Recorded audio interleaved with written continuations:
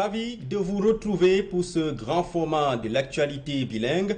Les titres du journal avec vous, Immaculate Fogwe. Good evening, Immaculate. Good evening to you, Irish Gonomala. Good evening, dear viewers. Thank you so much for joining us on this edition of the 8 p.m. Bilingue newscast.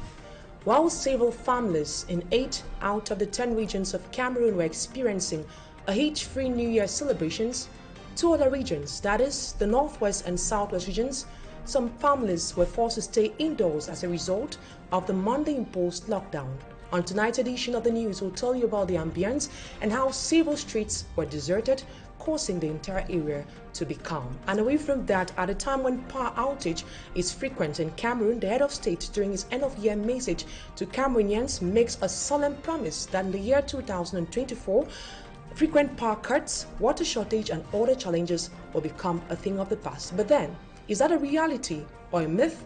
Answers in the course of this edition of the news. Au menu de ce journal, rien de nouveau dans le discours du chef de l'État adressé à la nation le 31 décembre dernier. C'est en tout cas ce que pensent certains hommes politiques qui estiment que le président Paul Biya aurait servi du réchauffé au peuple camerounais. Un avis pas du tout partagé par certains politiciens qui pensent que Paul Biya a honoré à tous ses engagements. L'économie de la classe politique, c'est le dossier du 20h.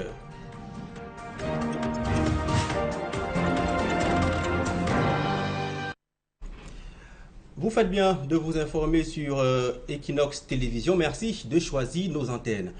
Ouvrons ce journal avec la Saint-Sylvestre qui a été caractérisée par moins d'affluence dans les rues de la capitale économique du Cameroun. Des réjouissances, il y en a eu, mais avec beaucoup de modération. Un tour effectué dans les coins réputés chauds de la capitale économique du Cameroun font voir comment les Camerounais ont accueilli la nouvelle année. C'est un reportage signé Théophile Chouke et Claude Jessia.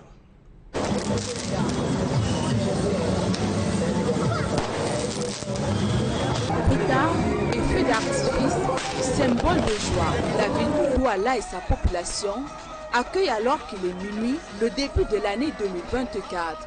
Ici, nous sommes au lieu-dit, rue de la Joie, au quartier d'Edo dans l'arrondissement de Douala Premier. C'est une ambiance de fête qui nous accueille. La joie est au rendez-vous et chacun l'exprime à sa manière.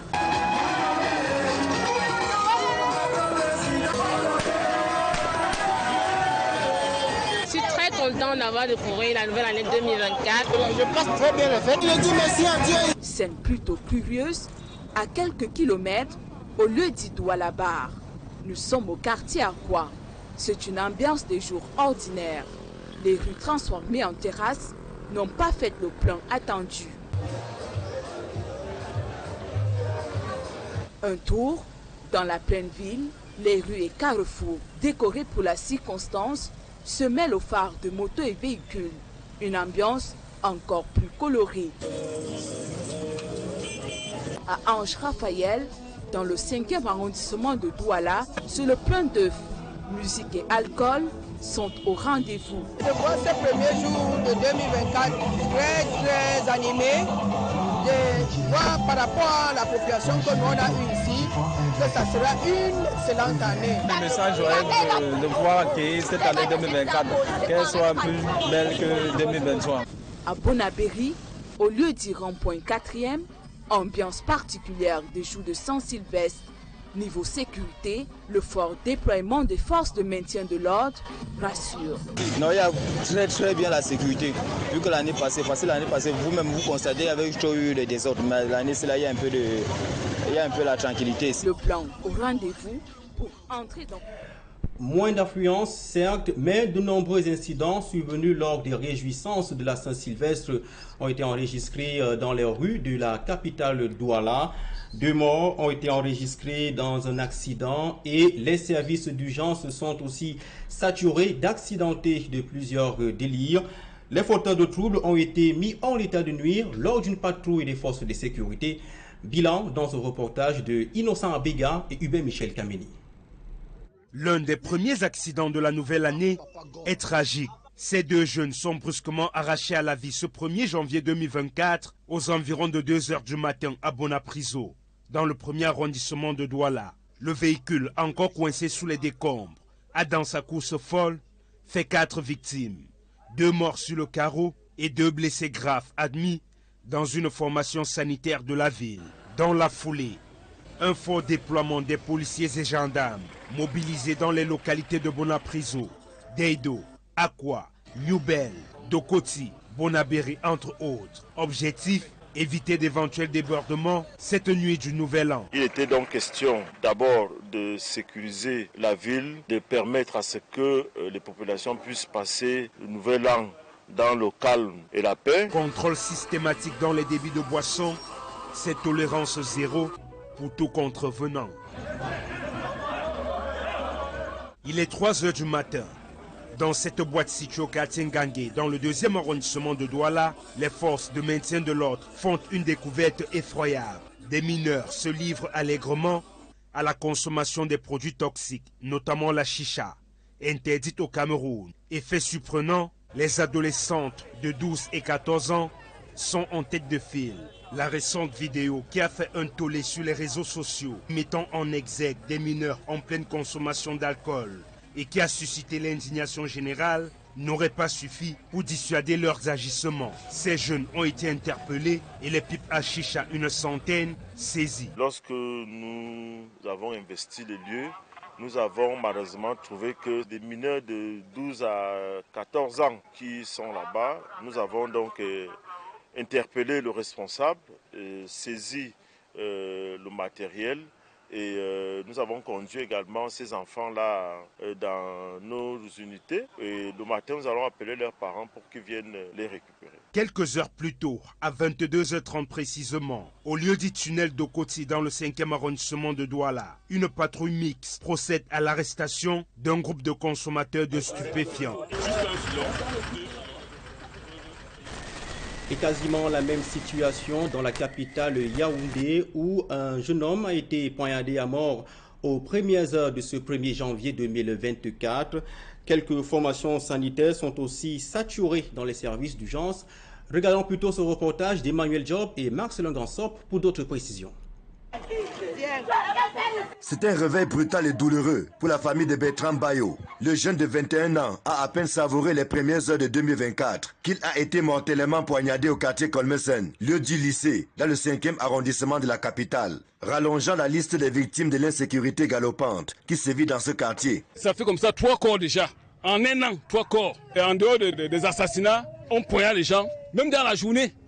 Et à 18 h alors c'est grave. Nous, c'est invivable.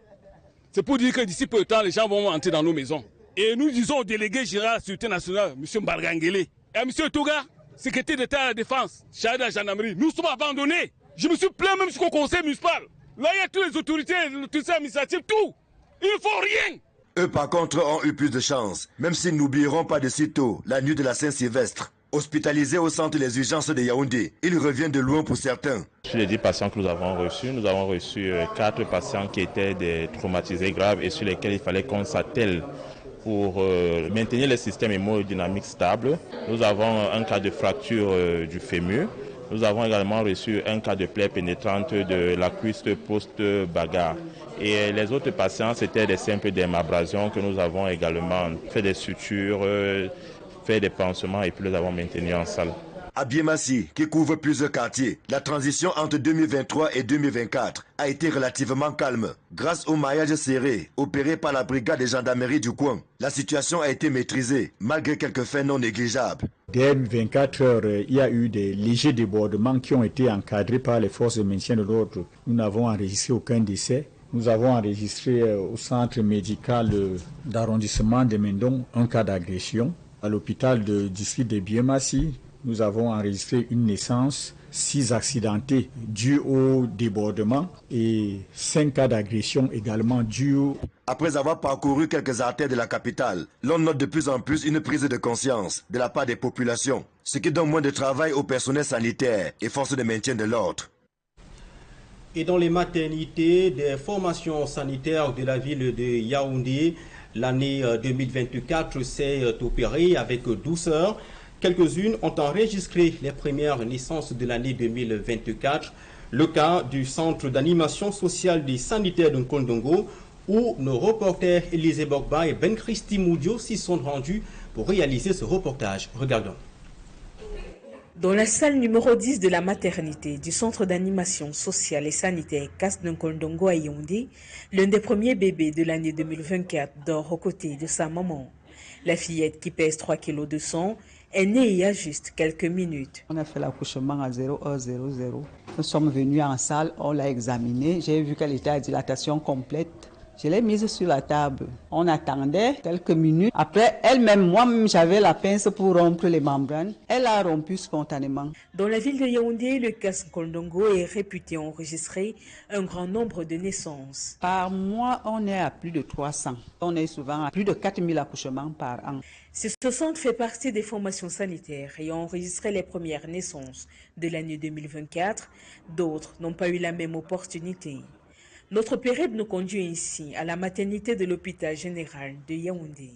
Ici, les 4 personnels de garde sont entrés dans la nouvelle année sans aucun cas d'accouchement. Nous avons eu plutôt au cours de cette garde une soirée plutôt sereine et calme. Donc nous n'avons enregistré aucun cas de naissance. Les journées d'hier et avant-hier, quand même, il y a eu des naissances qui ont été enregistrées. Le même constat est posé du côté de l'hôpital gynéco-obstétrique et pédiatrique de Ngousson.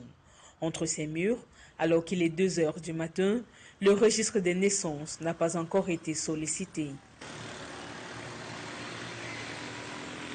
Notre parcours se poursuit et nous observons une halte à l'hôpital de district de Vogada dans le 5e arrondissement de Yaoundé. Ici également, aucune naissance enregistrée. Ce 1er janvier 2024, les formations sanitaires n'ont pas ployé sur les sollicitations des femmes enceintes. Certaines ont même affiché un air inhabité comme ici, à l'hôpital du district de Nkondongo. 2023 aura été une année marquée par d'innombrables challenges pour l'État du Cameroun. Le chef de l'État, Paul Biya, l'a soulevé dans son discours de fin d'année, tirant des conclusions sur chaque domaine de la vie du pays. Le chef de l'État n'a pas manqué d'esquisser la feuille de route pour l'année 2024. La synthèse de son discours avec Sédik Chouna et Kevin Thiogo. Notre pays a été confronté à de nombreux défis. La population camerounaise, une fois de plus, n'a pas été à l'abri de l'inflation des coûts des produits de grande consommation au courant de l'année 2023. Une hausse généralisée des prix, conditionnée par des facteurs exogènes, mais également internes, relevés par le chef de l'État lors de son traditionnel message à la nation, ce 31 décembre 2023. La persistance de la guerre dans l'Est de l'Europe a continué de perturber les circuits d'approvisionnement du marché mondial des produits de grande consommation. En même temps que se durcissaient les conditions d'accès au financement extérieur. La pénurie des produits pétroliers, pénurie d'eau potable, la crise dans le secteur énergétique ont eu de graves répercussions sur la vie économique de la nation. Des goulots d'étranglement face auxquels le président Paul Biya presserait un train de mesures en attendant l'aboutissement de multiples chantiers en cours à travers le pays pour répondre à ses besoins. Je sais à quel point les coupures récurrentes d'eau et d'électricité impactent votre quotidien et perturbent vos activités. J'ai pu vous assurer que le gouvernement ne ménage aucun effort pour améliorer la situation dans ces secteurs névralgiques. Le milieu de la justice camerounaise, qui connaît également des épisodes sombres, notamment dans le cadre de l'affaire Martinez-Zogo, n'a pas été oublié. La justice est, comme vous le savez, l'un des piliers de l'état de droit. Il est donc impératif qu'elle agisse en toute impartialité et soit imperméable. L'éducation au rabais, servie à la jeunesse camerounaise, liée aux revendications qui ont cours dans le secteur depuis 2 ans, aura également retenu l'attention de son Excellence Paul Biya lors de son adresse ce 31 décembre. Autant je suis intransigeant pour le respect du droit à l'éducation de notre jeunesse. Pour venir à bout de ces difficultés et parvenir au progrès souhaité, selon le chef de l'État, l'accroissement des ressources publiques est incontournable, tout comme l'aboutissement des grands chantiers, notamment miniers, la rationalisation des dépenses publiques, la lutte contre la grande corruption et surtout la fin des crises sécuritaires dans certaines régions du pays. En sport football, le Botswana n'a pas une grosse expérience dans la Coupe d'Afrique des Nations. L'unique fois où le pays a participé à la CAN, c'était en 2012 au Gabon et en Guinée équatoriale. En 3 matchs, le pays a concédé autant de défaites. Emmanuel Job et Ike Cyril font un flashback dans ce 90e numéro de Chemin de CAN. Regardons. Ce programme vous est offert par Hazel. Live the moment. On suit encore cette action, peut-être s'il la donne au deuxième poteau. Souma Nabi, le 6e. Le 6e. Nabi Souma qui corse l'addition. 6-1, c'est le score du match Botswana-Guinée, comptant pour la deuxième journée groupe D de la CAN 2012 au Gabon et en Guinée équatoriale. Le 28 janvier 2012 à Franceville, le Botswana est cueilli à froid à la 15e minute. Abdoulaye Diallo marque à la suite d'un long mouvement devant et dans la surface de réparation. Mené 1-0, le Botswana va réagir à la 23e minute. Faute du gardien sur Jérôme Kwane. L'arbitre siffle pénalty. Selolwane, dans un premier temps, rate. Mais le gardien suffisamment avancé n'avait pas au moins un pied collé sur la ligne au moment du tir. Que c'est sévère sur cette action, on va revoir. Oui. Ah, oui. Non seulement il a bougé. Il faut recommencer. Cette fois, Selolwane marque. Égalisation du Botswana. Selolwane, la star de cette équipe. Et s'est transformé cette fois-ci. Il a changé de côté et le gardien n'a pas bougé. Mais cette égalisation a pour conséquence d'irriter la Guinée qui décide alors de sortir l'artillerie lourde. 27e minute, doublé de Diallo sur une passe de Abdoul Kamara. Abdoul Kamara qui se mue en buteur à la 42e minute. 45e minute, juste avant d'aller à la pause, grossière faute de Motsepe sur Pascal Feunduno. Non seulement le joueur est exclu, mais le Botswana encaisse un 4e but sur le coup franc qui suit. Une frappe enroulée du pied gauche de Ibrahima Traoré. Mené 4-1 et réduit à 10 contre 11, le Botswana est sonné. Mais le calvaire se poursuit en seconde période. 84e minute, la frappe lourde de Mamadou Ba est déviée par un défenseur. 5e but de la Guinée. À la 86e minute, sur une passe de Ismaël Bangoura, Nabi Souma clôt définitivement les débats. Le Botswana est atomisé 6-1. Mais les malheurs avaient commencé dès le premier match contre le Ghana. Le 24 janvier 2012, le président de la CAF, Issa Hayatou, et le chef de l'État gabonais, Ali Bongo, sont à la tribune. Reprenant du genou un corner à la 15e minute, John Mensah ouvre le score. Le Botswana, dès lors, multiplie les assauts dans le camp ghanéen sans succès. John Mensah, le buteur, écope d'un carton rouge et est même exclu à la 66e minute. Jusque-là, le Botswana ne marque pas. Le match s'achève sur la défaite du Botswana, 0-1. Face au Mali à la 3e journée, Mogakolo Dingele ouvre le score à la 50e minute sur un centre de Mouemedi. Alors que l'on pense à un regain de forme du Botswana dans cette compétition, l'égalisation du Mali intervient très vite. But de Gara Dembélé sur un renvoi du gardien à la 56e minute. À un quart d'heure de la fin, Seydou Keita place son pied gauche à l'entrée de la surface et inscrit le but de la victoire, 2-1 pour le Mali. Avec 3 défaites en 3 matchs, le Botswana est éliminé au premier tour. C'est pourtant avec brio que le Botswana avait obtenu son ticket pour la CAN. Le pays avait terminé en tête du groupe K des éliminatoires devant la Tunisie. Une qualification qui avait donné lieu à des scènes de liesse populaires dans les rues de Gaborone, la capitale du Botswana. Ce programme vous a été présenté par Hazel. Live the moment. Et c'est avec cette page sport que nous mettons un terme à la première partie de ce journal bilingue. La suite des informations en langue anglaise avec vous, Immaculate Fogwe. Thank you so much, Eric Gonomala. Thank you, dear viewers, for staying with us. We begin this newscast in the northwest and southwest regions of the country, where civil inhabitants were forced to stay indoors as a result of the Monday-imposed separatist lockdown. However, in some neighborhoods in the southwest region of the country, some population or some inhabitants managed to brave the odds by going out to celebrate with their families. How did this day look like on New Year Day? A roundup of this story with Innocent Aze. Just like Christmas Day, the populations of the Northwest and Southwest regions are celebrating the New Year 2024 indoors, as Monday is a traditional ghost town day.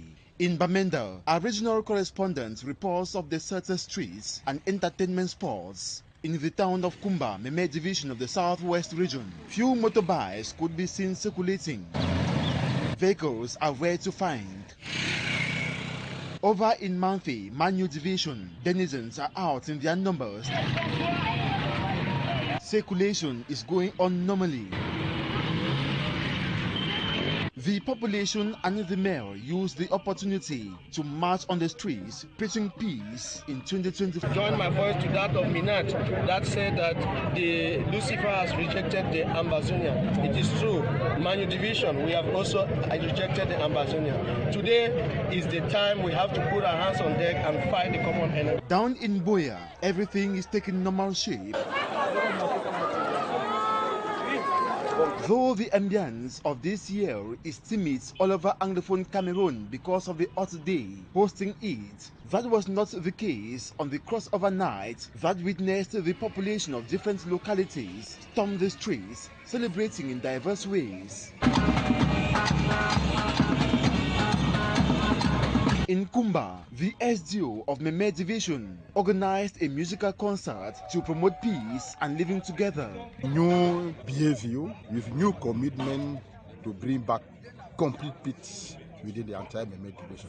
To pray Almighty God to continue to guide us and to help us sending away from Meme all those atrocities.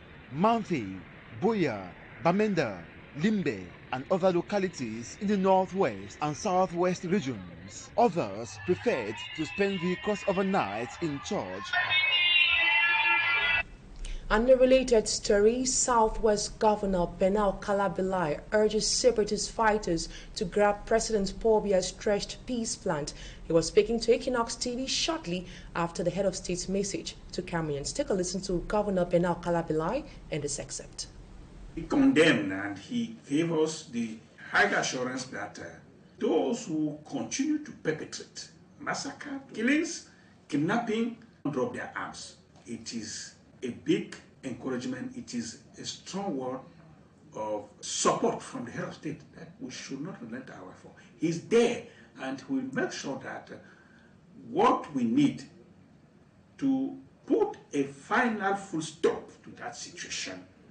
That's why I want to appeal to the population, to the victims, to all the stakeholders, beginning from my elite, traditional ruler, religious authorities, political leaders, that we must join effort. The authors are within our communities. We don't need to wait after the sad event to say it. Let us denounce them before. So let us stand up to join hands so that what he said should be welcome among the population and to be effectively implemented. That has always been my appeal. He mentioned, of course, the main preoccupation, the main handicap we really have now, it is the Kumba. Ekondo Titi, Mudemba, Kwarot.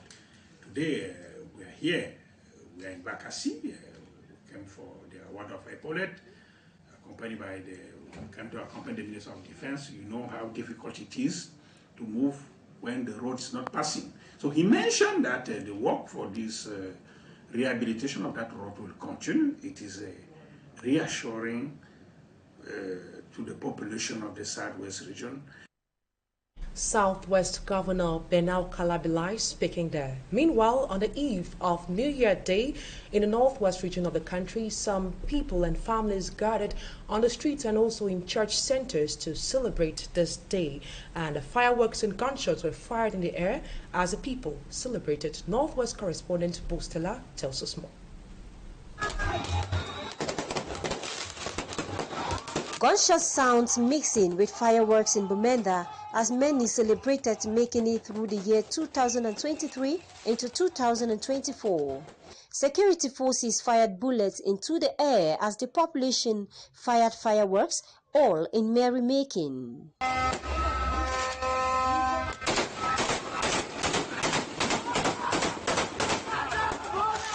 The year 2023 in Bamenda was marked by less gatherings of such, as even the few times people gathered for the purpose of leisure, some will end up being killed or kidnapped. With whatever they had, locals made noise on the streets announcing their arrivals into the year 2024.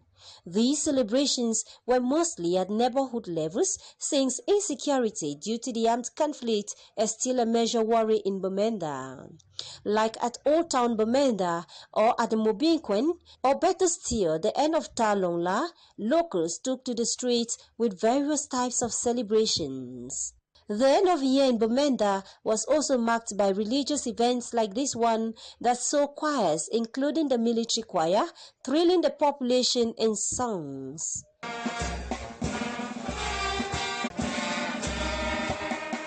All these were in Thanksgiving. The occasion was to wish all of us the best for the coming New Year.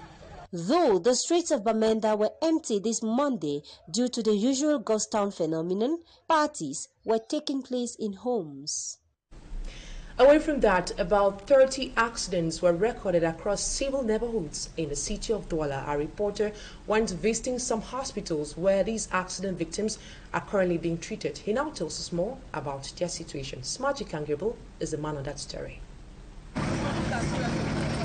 Even though the town of Douala was in its festive mood as people celebrated the new year, doctors never had rest as they stayed up to attend to cases that might be brought to their health facilities. When Équinoxe team arrived at the district hospital in Deido at about 2:30 a.m. on January 1, 2024, the doctors on duty told us the emergency unit was still empty without cases and asked us to return at dawn.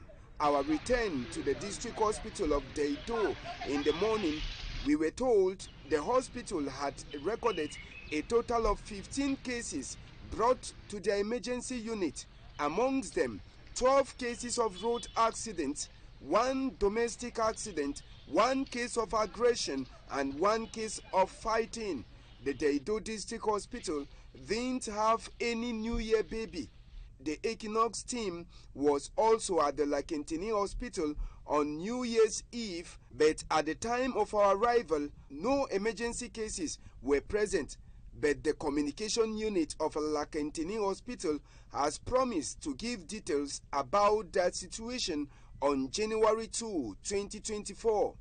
At the district hospital in Subum, 10 cases of accidents were registered as a result of excesses on New Year's Eve, breaking January 1, 2024. The district hospital of Subum also had a New Year baby. And now we talk something else. At least 12 teenagers have been arrested alongside 2 suspected thieves and a drug trafficker by elements of the National Gendarmerie who were on a night patrol in different neighborhoods across the city of Douala.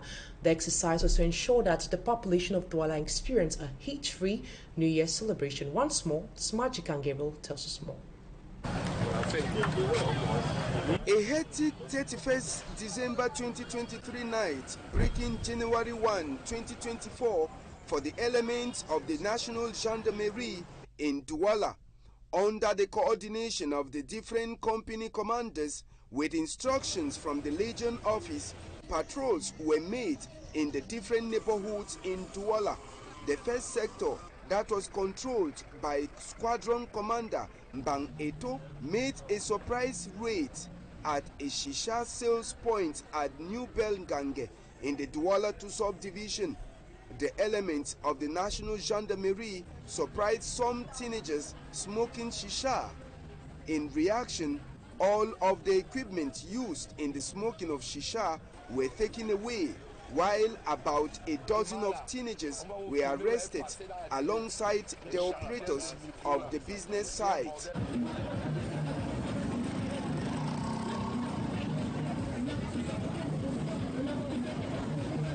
In the third sector, that was controlled by Commander Boboji of the company Gendarmerie Brigade of Douala 2, the elements caught 2 alleged thieves on the railway line in Dokoti. The 2 had just taken telephones and money from their victims before the gendarmes arrived. They were later arrested. At Tonel Ndokoti, a suspected drug consumer and trafficker was picked up by the gendarmes on patrol. This was after a thorough search done on the gentleman. Apart from this arrest, the town of Douala was calm on New Year's Eve till dawn with security tight. Cameroon's head of state, President Paul Biya, has promised that power shortage and water scarcity will be the thing of the past in the year 2024. The head of state, during his end-of-year message to Cameroonians, insists that the judiciary in Cameroon is independent and should never be tampered with. Annabella gives us high points of President Paul Biya's end-of-year message to Cameroonians. President Paul Biya, in his end-of-year message, touched on several pertinent issues, ranging from providing social amenities to Cameroonians and the security situation across the national territory. Provision of potable water was one of the first preoccupations of the President of the Republic.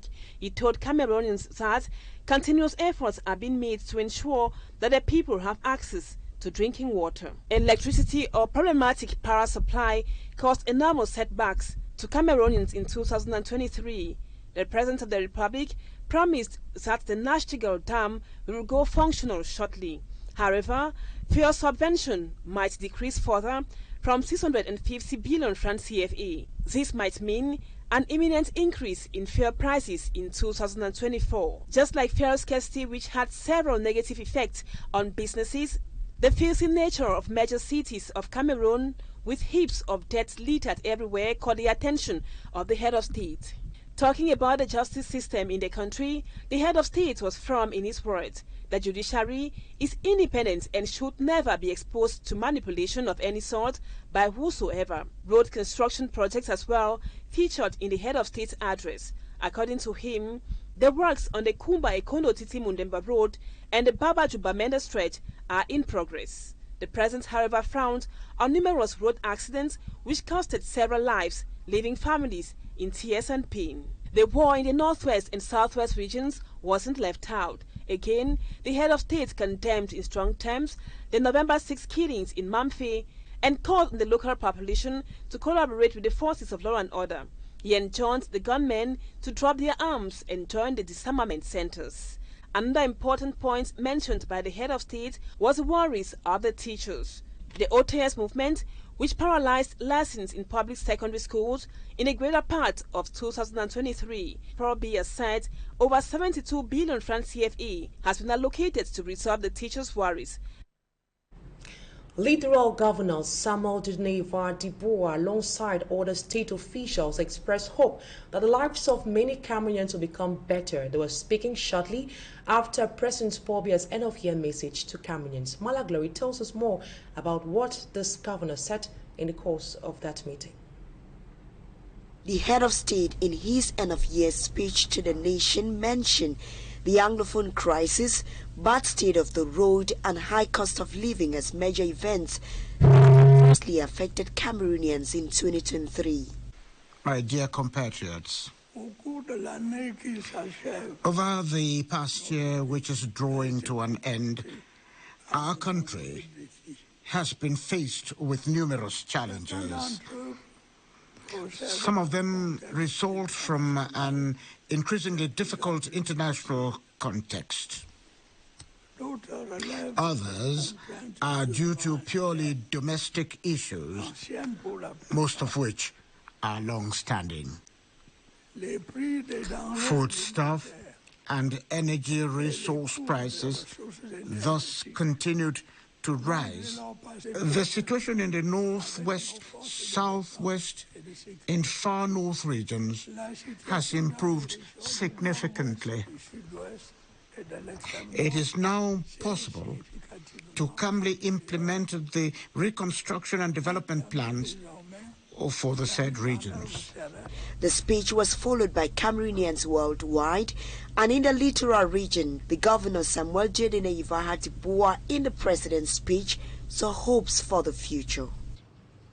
And but we are very proud of him because he didn't forget all the problems that we have as far as water is concerned, energy, and the efforts that is going to do, asking the government to make sure that some fires are not treated without any speed. The end-of-year speech from the president is coming at a time when Cameroonians continue to complain of hardship and looking up to the government to improve on the living conditions of its population.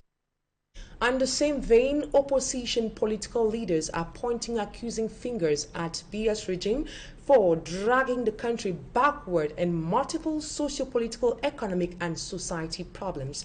In their end-of-year speeches to the nations, Professor Maurice Kamto, president of the Cameroonians Movement Political Party, Joshua Osi, national chairman of the Social Democratic Front Party, and Cabral Libi, national president of the National Reconciliation Party, paints a disturbing situation of the country. Babila Jonathan reports. Cameroon Renaissance Movement CRM National President Professor Maurice Kamto begins by saying that political, financial and security problems plaguing Cameroon reveal that the country is no longer governed.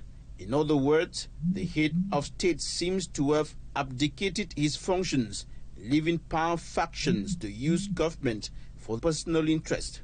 He refers to the armed conflict in the northwest and southwest regions as a civil war and states that it cannot be resolved with arms. After declaring that he will lead a coalition to unseat President Paul Biya in the 2025 presidential election, he urged Cameroonians to register on electoral list in view of participating in the process of bringing solutions to problems plaguing the country, including the Anglophone problem. In the same vein, the Social Democratic Front SDF National Chairman, Honorable O.C. Joshua, lambasted the government of President Paul Biya for failing to end the armed conflict in the northwest and southwest regions. Honorable O.C. Joshua reiterates the federal solution which the SDF has been proposing for several years. The national president of the Cameroon Party for National Reconciliation, Honorable Cabral Libi, paints a bleak socio-economic situation of a greater proportion of the population who have limited and difficult access to basic needs including electricity, potable water, and even food. He attributes the poor state of the country to poor governance. To Cabral Libi, if the situation must change, youths in particular and Cameroonians in general must rise up and face the challenges and face those he qualifies as criminals, referring to corrupt officials and embezzlers of public funds. Babila Jonathan ending this edition of the 8 p.m. Bilingue newscast on Équinoxe TV. On behalf of Équinoxe TV team, we'd like to wish you all a happy and prosperous New Year. Happy New Year to you, Rich Kodmala. Bonne année, Immaculée Fogwe. Bonne année à tous. Ainsi va l'actualité au Cameroun. Rendez-vous demain pour les prochaines éditions.